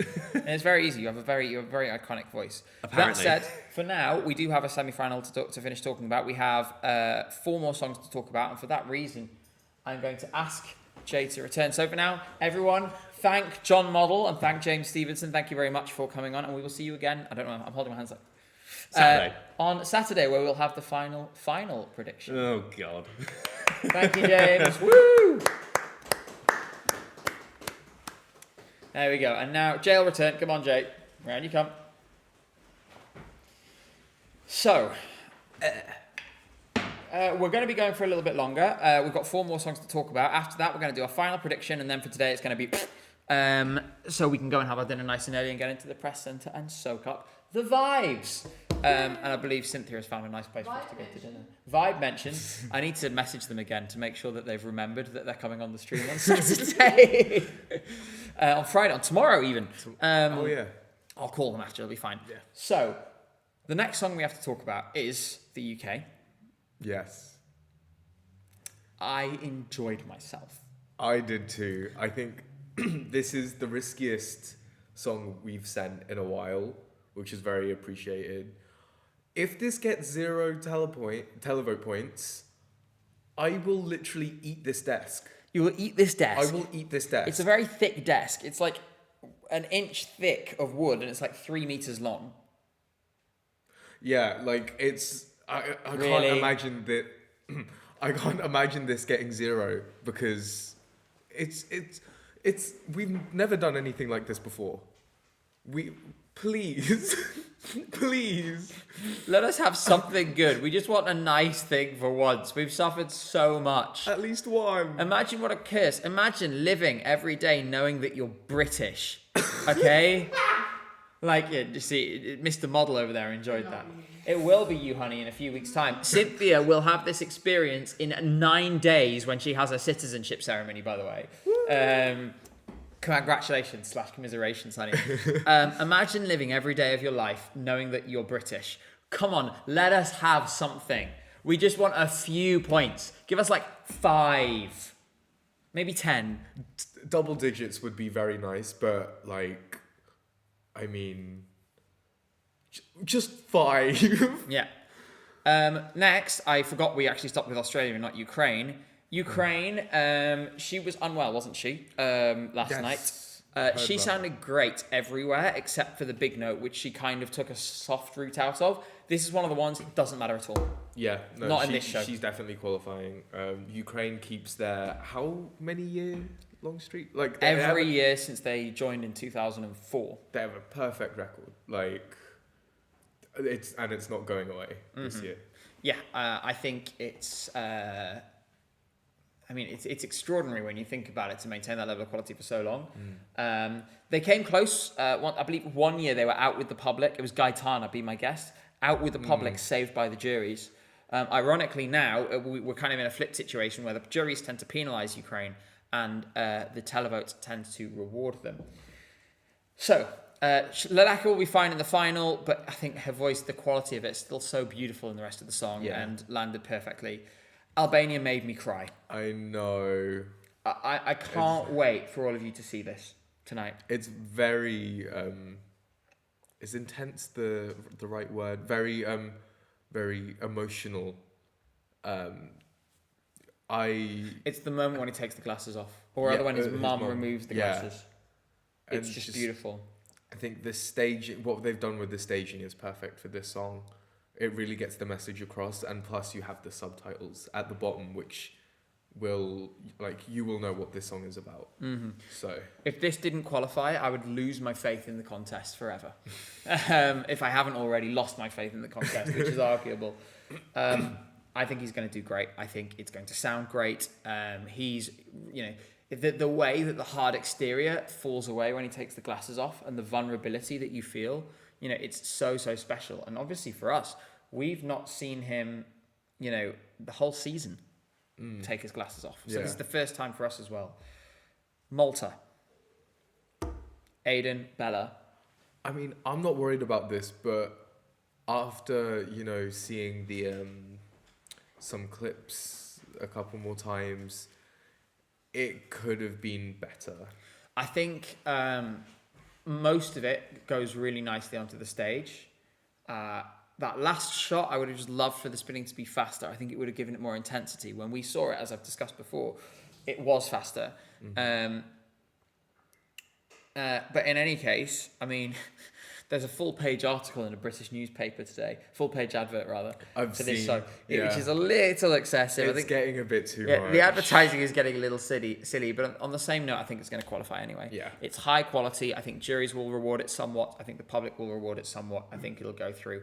Maybe a little underperformance, but I think we're going to be just fine. And he is clearly really loving the experience. You can tell that he's dreamed of this for so long, and tonight is going to be a big moment for him. Yeah, he's a massive Euro fan. He watches all the national finals. Yeah, he watches our videos and streams. Yeah, Aiden, if you're watching, hey bestie. Hello. Good luck for tonight. We really want you to do your very best. We're excited for you. Finally, this is our last one, and then following that, we're going to quickly our prediction again, and then close off for this evening. Norway.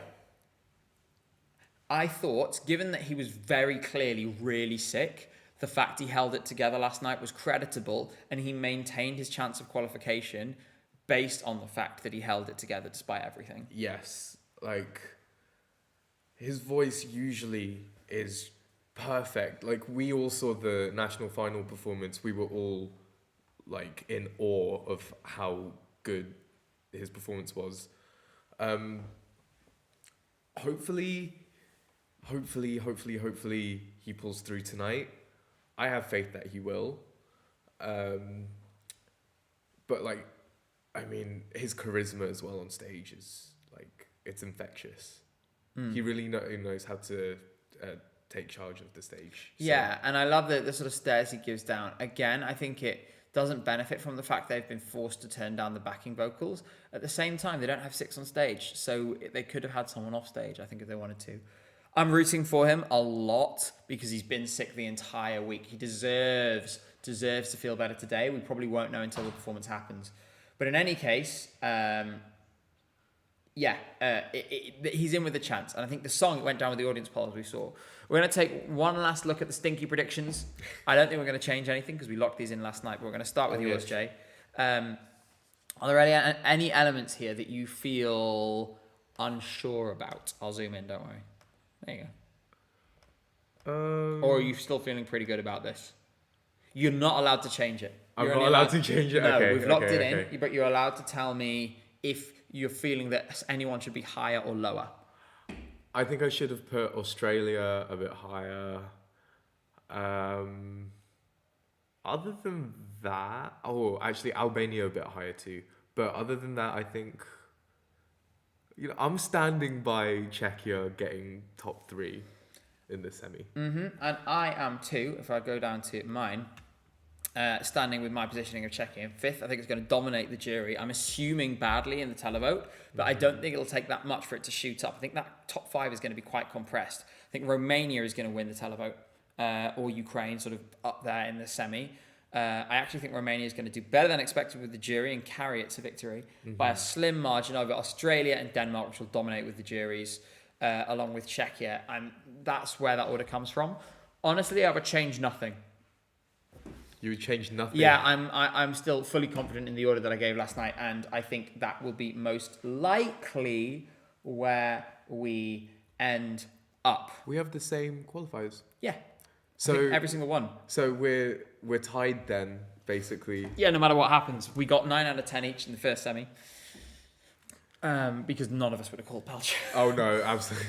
Maybe we'll get 10 out of 10 tonight. Let's see. I don't want to get 10 out of 10 because I want Latvia to qualify. But we'll have to see what happens. So, we are now just a few hours away from the show. You will see the video from me tomorrow where I go through whatever happens this evening.